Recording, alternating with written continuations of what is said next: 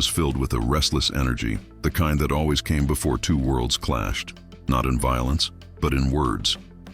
The stage was modest, with two chairs placed side by side, yet it carried the weight of history. On one chair sat Malala Yousafzai, the youngest Nobel laureate, her calm demeanor carrying the authority of someone who had endured violence yet chosen peace. On the other chair sat Ibrahim Traoré, the young leader of Burkina Faso, whose words against colonial legacies had ignited fervor across Africa. The moderator gave a simple introduction and then stepped back, leaving the stage to them. Malala was the first to speak. She looked out at the audience, her voice steady and warm. "We are gathered here not just to argue, but to understand. My life has taught me one simple truth. Education is the most powerful weapon.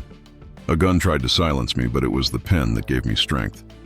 Girls in Pakistan, in Afghanistan, in Africa, everywhere, they deserve books, not bullets. They deserve classrooms, not cages." Her words were met with applause. The audience leaned in as she continued. "Peace is not built by revenge. Peace is nurtured by opportunity. When a young girl studies, she changes her family. When millions of girls study, they change the world.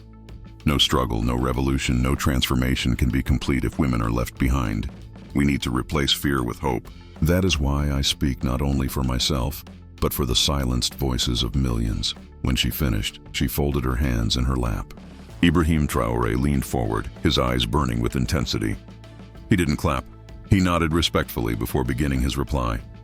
"I admire your courage, Sister Malala," he said, his voice deep and unflinching. "But let me ask you, what is education if the chains of colonialism still bind our nations?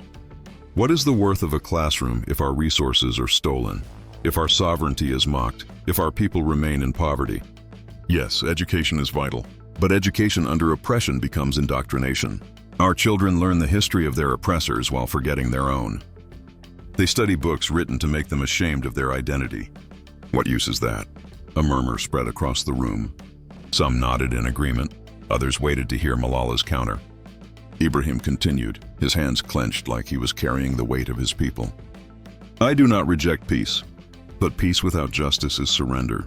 The youth of Africa, of Burkina Faso, of the entire global south must rise, not with hatred, but with courage. We must cut the strings that keep us puppets. We must teach our children to fight, not just with weapons, but with pride, dignity, and truth. A colonized mind is more dangerous than a colonized land." The hall erupted with mixed applause and debate. Malala leaned forward now, her eyes determined yet calm. "Ibrahim, I hear your pain. I know the history you carry. I too have seen oppression in my homeland. I too have seen people try to erase identity with force. But I believe we must be careful. If we let anger guide us, we risk burning the very future we are trying to build. When we fight fire with fire, we may end up with ashes, not justice." She paused, letting the words sink in. "Education is not indoctrination if we make it our own. We can write our own history books. We can tell our own stories. We can shape classrooms that are rooted in dignity. But we cannot do this if girls are left out, if half the population is silenced. When a girl learns, she challenges patriarchy. She questions oppression. She breaks chains in ways that armies cannot. That is why I insist. Let us begin with books, for from them flows every revolution." The audience clapped again, some rising to their feet. But Ibrahim was not moved into silence. His voice rose with a fiery conviction.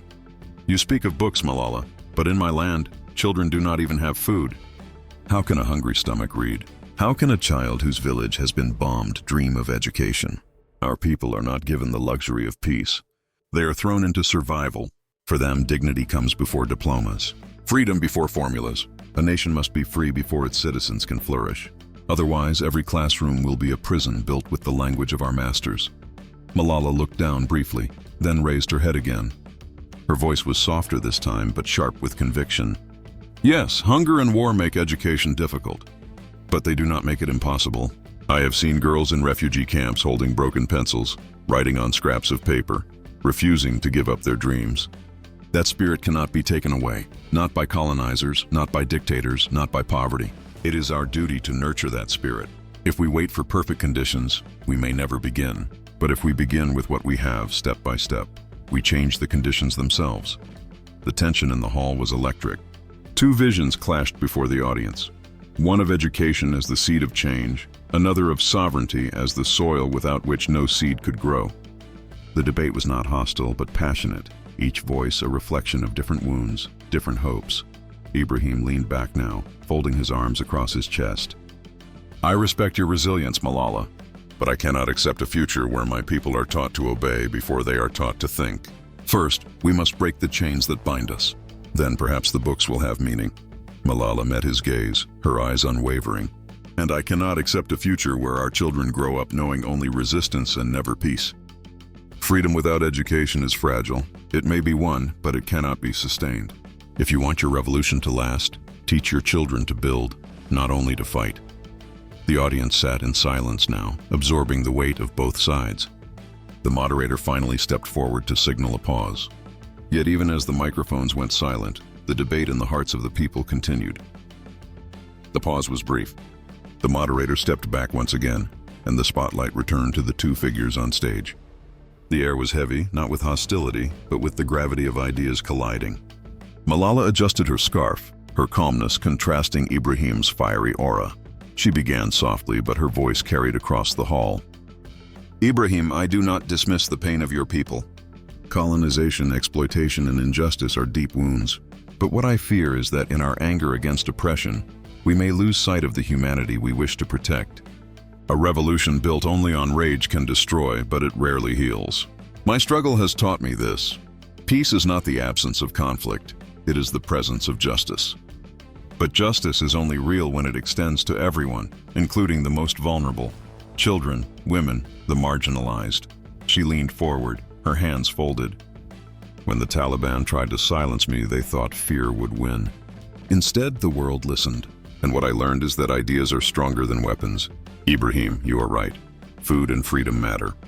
But education multiplies both. A literate farmer grows more. An educated citizen defends democracy better. A nation that teaches its children the truth cannot be enslaved by lies. That is why I will always say, let us put pens in the hands of the young before guns. The applause was warm, especially from the younger faces in the crowd. But Ibrahim was quick to rise, his posture straight, his eyes burning with conviction. Malala, he said, his voice echoing, you speak of peace, but my people live under war. You speak of classrooms, but my people live under the shadow of drones and economic sanctions. Do you know what it feels like when a mother buries her child, not because of ignorance, but because foreign hands have stolen her land and left her in poverty? We are not given the luxury of choosing peace first. We must fight to create the space where peace can exist. Without sovereignty, education is a cage that teaches obedience to the oppressor. He raised his hand toward the audience, his voice growing stronger. Colonialism never ended, it only changed its clothes. It now comes as loans, as aid, as institutions that pretend to help but enslave. If we do not rise with courage, our children will not just be poor, they will be poor in spirit. And then no book will save them. My fight is not against knowledge, it is against chains. First we break the chains, then we build schools that truly belong to us. The hall roared with applause from those who resonated with his words. Malala waited patiently for the noise to subside before responding. You are right, Ibrahim, she said, her tone gentle but unyielding. Chains must be broken, but revolutions are not only fought on battlefields. They are also fought in classrooms, in families, in conversations like this one. When a girl learns, she not only frees herself, she frees generations. You say sovereignty must come first. I say sovereignty without education is fragile. The oppressor will return not with guns, but with ideas. And if we are unprepared, we will fall again. She turned to the audience, her voice firmer now. Empowerment must come from both sides, freedom and knowledge. Without freedom, knowledge is weak. Without knowledge, freedom is blind. We must walk with both. The audience stirred, divided but deeply engaged. Ibrahim rose from his seat slightly, leaning forward as if to bridge the space between them. His tone softened, though his passion remained. Perhaps you are right that knowledge can defend freedom.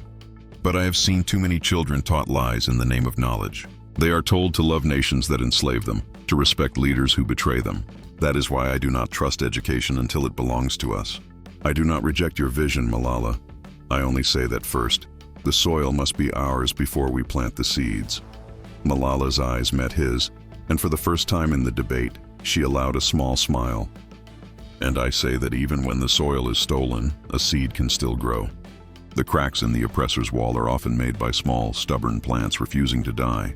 Every girl who studies in secret, every boy who learns under a tree with no books, those are seeds of freedom too. They are proof that education itself can be an act of resistance. The audience erupted into a standing ovation, not for one side, but for both. It was clear that neither voice could be dismissed. The debate had transcended victory and defeat. It had become a conversation that lived in the minds of everyone present. The moderator stepped forward once more, raising his hand to silence the applause. "Today we have heard two visions," he said. "One rooted in the fire of sovereignty, the other in the light of education. Perhaps the truth is not in choosing one over the other, but in realizing that both are needed. For what is freedom without knowledge? And what is knowledge without freedom?" Ibrahim and Malala exchanged a look. There was no animosity, only the recognition of two journeys shaped by struggle. Ibrahim extended his hand. Malala took it. The gesture was not the end of debate, it was its continuation. An unspoken promise that their visions could coexist. The audience rose again, clapping not for agreement, but for courage. The courage to speak, to listen, and to dream of a world where freedom and education walked hand in hand.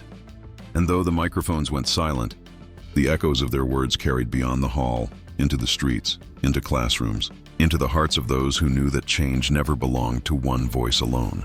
It belonged to the dialogue, the clash, the merging of many voices, voices like Malala's and Ibrahim's, different yet united by a shared longing for justice.